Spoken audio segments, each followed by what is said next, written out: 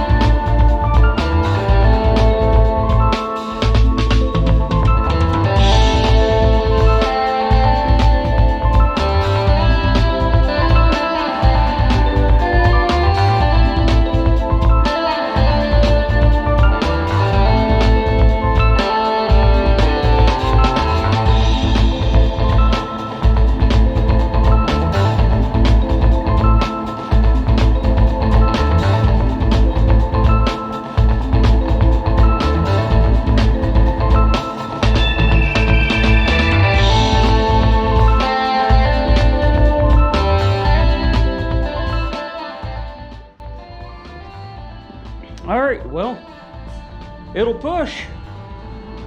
It'll push. Let's go see if it moved. Hi, Jim.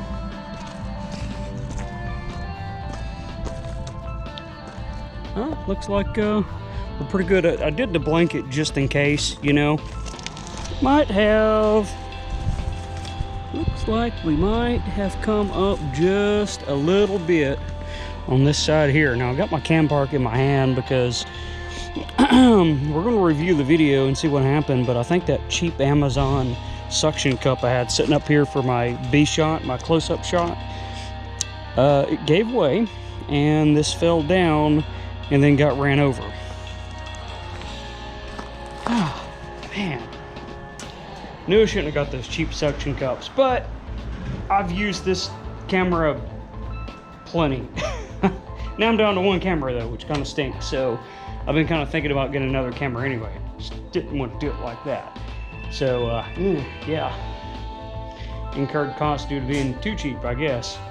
Okay, well, it's in, so I need to do some final positioning on it, and then we'll get started on this little adventure here of getting this thing back up and running. All right, I got a little bit of background stuff I want to tell you on the Ramcharger. The reason it hasn't been on the channel, and I alluded to it before in some of the other videos, had a mechanical failure. So, well, without any further ado, let's just get right to it. Oh, yes, I am outside because it's so beautiful, wonderful sunset. Pond back here. I'm about to go sit on the porch and just enjoy it for a little bit.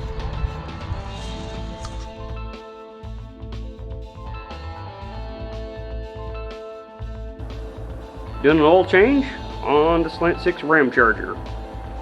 Wasn't really going to show an oil change in it because it's just an oil change, right?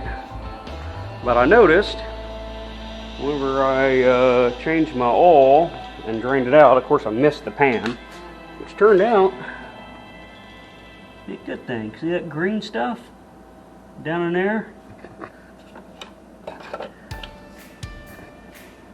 From my overshoot of oil, right?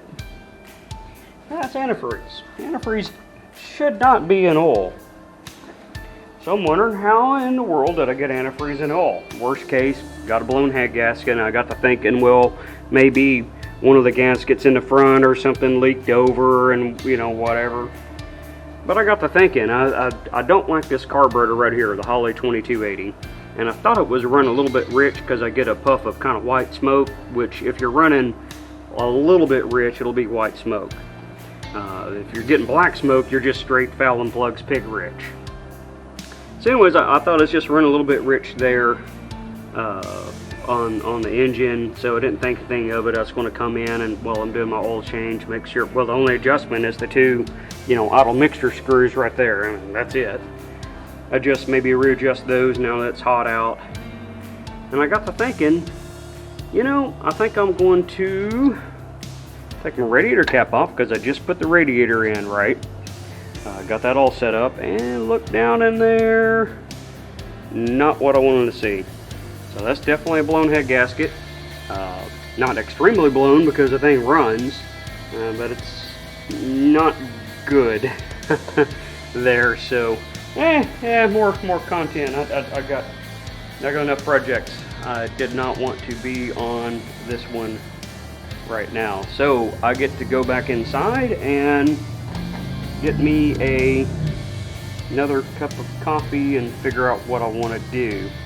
I got a lot invested in this setup, time-wise. It's not like I'm saying everything's all brand new, but it is in here and running.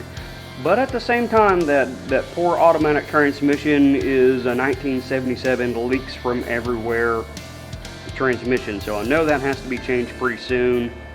This is the old 1977 radiator out of the Aspen that I got this engine out of. I don't like the carburetor. I got some leaks in the engine because I rebuilt this, just a budget build, about 10 years ago.